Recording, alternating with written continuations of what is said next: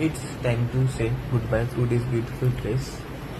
স্নোফলে অনেকক্ষণ মজা করে এবার আমাদের এগিয়ে যেতে হবে আমাদের নেক্সট ডেস্টিনেশনের জন্য।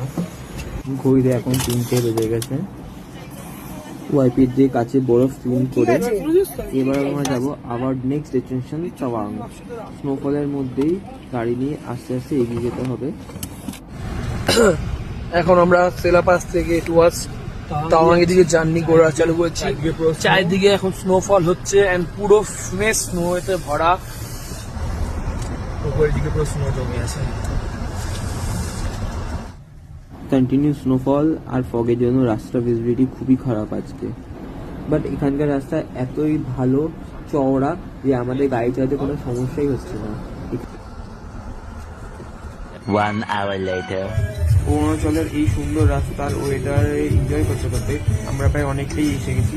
তাওয়াং আর প্রায় 35 কিলোমিটার মতন বাকি।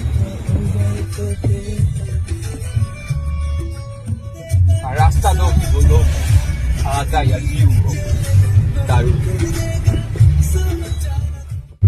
Proud of. এখন আমরা জাঙ্গে আছি, জাঙ্গে যাচ্ছি তাওয়াং এর উদ্দেশ্যে। এখন foggy weather, বৃষ্টি হচ্ছে হালকা হালকা। কচ্চি ডোরিয়াঁ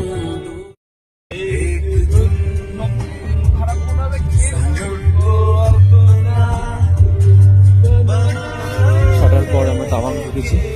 এখন আমরা তাওয়াং এ হোটেল খুঁজছি।